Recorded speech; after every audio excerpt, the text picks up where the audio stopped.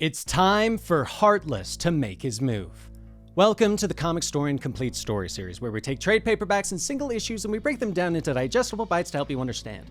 Then we read them dramatically back to you. All alterations to the panels, text, and images are to prevent copyright problems, and all art is owned by its respective companies. Heartless has been working in the shadows for a long time and is about to make his move. But is Nightwing ready? This is issues 114, 15, and 16 of Nightwing, written by Tom Taylor and art by Bruno Redondo. This takes place after Beast World, but before Absolute Power. I hope you enjoy. Dick Grayson was 7 years old when he watched his parents soaring high over the crowd and decided that he wanted to be just like them. And that night, he crept into the big tent and made his way up the ladder. He had no fear, even at such a young age. But then, his foot slipped. His head cracked against the ladder as he fell, plunging towards the floor far below. And that was the first time he fell, but it would not be the last. Now, he lays in the snow, high up on a mountain, thinking about that first time and how it never made him fear the fall. But now, he's afraid of heights. And he's trying desperately to find himself again. Haley pokes him and sniffs, and Dick opens his eyes and smiles at the dog. "It's okay, girl. I'm just having a rest," he says as he gets to his feet and picks up his backpack, continuing their long journey. To get back what he lost, he needs to climb again, Dick thinks to himself as he looks to the mountains in the distance. 2 weeks ago, Heartless, alongside his aide Gerald, have gathered together the criminals of Bloodhaven. They sit around a table blindfolded as they wait for the masked killer. Many of you recently worked for Blockbuster or Maroney. You work for me now, Heartless tells them as their blindfolds are removed. But one of the larger goons gets to his feet. "I choose who I work for," he growls. But Heartless shakes his head. "No, not in this case," he says. He turns to Tony Zuko and asks him to turn on the lights in the next room. The lights click on to reveal children behind a glass wall. "I assume you recognize your children?" Heartless asks. And the goon's face drops as he sees his daughter banging against the glass, calling out for her father. Anger passes through him and he reaches for Heartless. But the killer pushes him away and uses his special weapon to rip the heart from the man's chest. There's a pause in the room, and Heartless turns back to the others. This is probably for the best. What I'm saying will be more convincing with this visual aid," Heartless says, explaining that if anyone moves against him, he will take the heart from their chest and force their children to grow up in the world as orphans. "Of course, I know threats don't pay the bills, and so you will be handsomely rewarded for your service," Heartless says. "Dick Grayson has changed the city above us. I've let it rise, but now it is time to tear it down," Heartless tells them. His men move around the room, branding the gathered criminals. "You are joining something larger than yourselves. Today, you will wear my mark and stay hidden. And tomorrow, the Heartless army will reveal itself in Gotham," he says. The next night in Gotham, Barbara and Dick are getting ready for their big evening. "I don't think I'll ever be ready for something like this. I feel like I'm debasing myself," Dick says with a sigh as he straightens his tie. Haley watching them from the floor. "It's debasing for all the right reasons. And Haley is very proud of you," Barbara says as she moves across the room and grabs Dick by the arm. "Come on, Boy Wonder. Let's go work the room," she says as they enter the Alfred Pennyworth Foundation fundraiser. They greet Bruce and Damien, who keeps pulling at his bow tie. "I put a suit on for you," Damien hisses at Dick. Barbara smiles at him. "You look very dapper," she notes. Dick smiles and leans down to his little brother. "Your sacrifice is noted and appreciated, Damien," he says. Bruce motions to the stage and informs Dick that he'll introduce him. "Bring the dog," Bruce notes as he looks down at Haley, noting that Dick is trying to manipulate everyone for the right reasons. As he moves off into the crowd, Dick prepares himself for his speech. But a voice calls out to him from across the room. and he turns to see Shelton Lyle walking towards them. Who's the walking slimy grin? Damien questions. Shelton Lyle. He owns a predatory pharmaceutical company. When we were younger, I broke his teeth, Dick says sideways to Damien. That makes me happy, Damien replies. Shelton greets the family, commenting that he's looking forward to investing in the foundation. Meanwhile, Bruce has stepped on stage, greeting the crowd and introducing himself. Alfred Pennyworth was a billionaire, and I never knew. Despite his great means, he chose to serve. He dedicated his life to me and my children, and he helped to shape some of the very best people I know. My parents also believed in serving. Martha and Thomas Wayne did all they could to help this city. I wish they'd had a chance to meet the man who's about to take the podium. I wish they'd met their grandson, because I know that they'd be as proud of Dick Grayson as I am, Bruce says with a smile as Dick steps onto the stage. But the moment is immediately ruined as a reporter speaks up from the crowd, questioning if that were true and demanding answers to the evidence that Dick Grayson and the Foundation had dealings with the crime lord known as Blockbuster. Dick is shocked by this information as the man insists that millions of dollars were transferred from Blockbuster to the Foundation upon his death. But suddenly, the entire building turns red as the fire alarms begin to blare and the sprinklers go off. Bruce steps forward, asking for the crowd to file out in an orderly fashion, but Dick is still in shock and hasn't moved. In the surging crowd, Shelton looks to Gerald. Gerald, get ready. We are going to carve out a heart, he says. Sirens blare and flash red as the sprinklers rain water down on the party, dousing the Alfred Pennyworth Foundation fundraiser. Dick leans down and pats Haley, comforting the young dog. But the family has already begun to move into action. We can't risk the fire escape if the fire is below us. There's a connecting walkway to the next building 2 floors above us, Damien says. Dick nods and hands the leash to Barbara, asking her and Damien to get everyone heading in that direction while he and Bruce make sure that everyone is out of the ballroom. Barbara nods and turns to the crowd. Everyone, there is no reason to panic.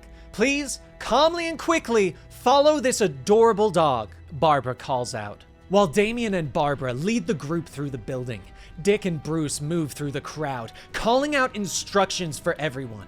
Dick feels a tap on his shoulder. I still have questions, Mr. Grayson, the reporter from earlier says. Dick nods, his mind still reeling from the idea that there's evidence that he dealt with Blockbuster. And I'm sure I have answers for you, Mr. Waghorn, but surely they can wait until we're not standing in a burning building, Dick says, motioning for the man to keep moving. But Shelton rushes out of the crowd, shouting to Dick that he can't find his butler Gerald. Dick turns back to Bruce and asks him to keep getting everyone out of the building. With these words, he turns and rushes back into the ballroom with Shelton.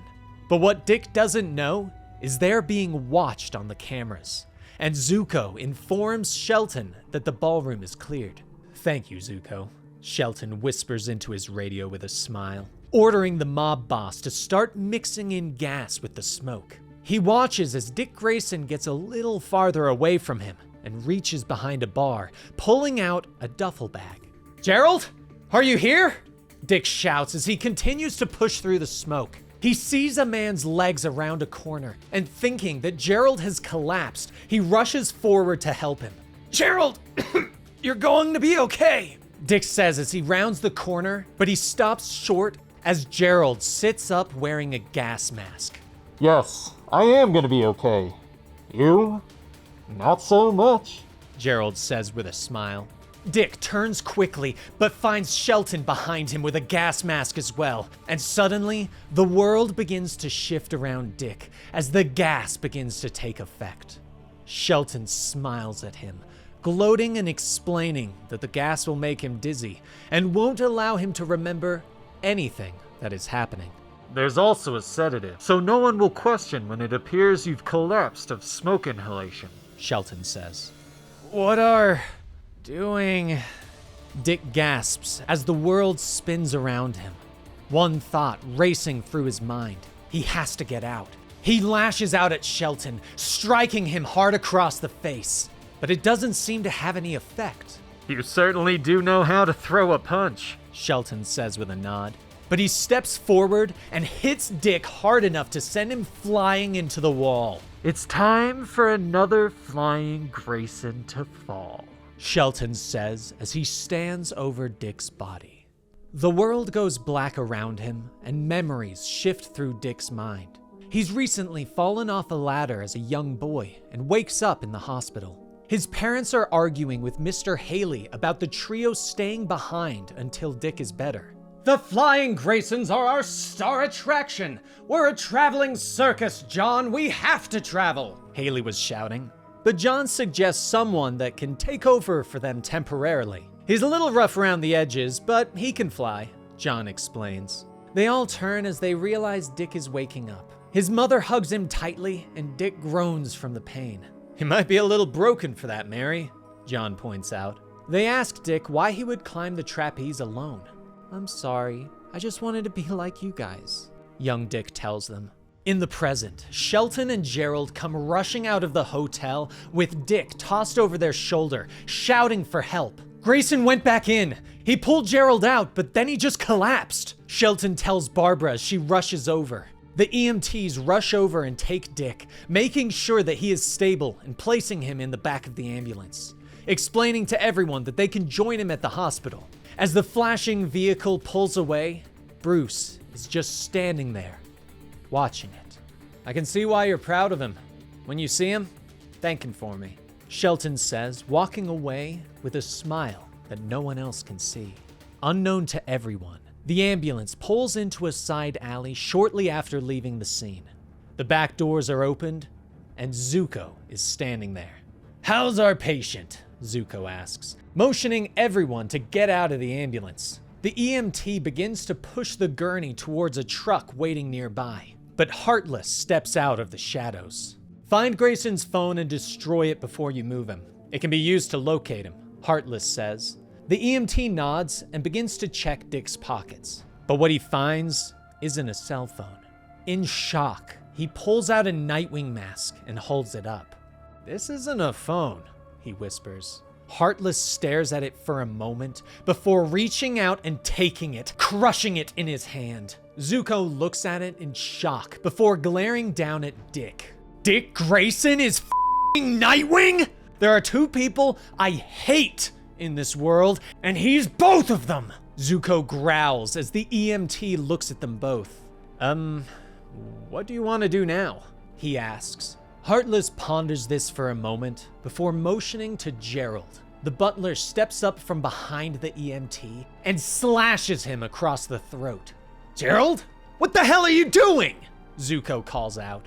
No one else can know, the butler says. He turns to Heartless, explaining that they can use this to their advantage. Heartless stares at the unconscious man. Yes, this is a gift. This makes everything better, Heartless whispers, looking down at the Nightwing mask.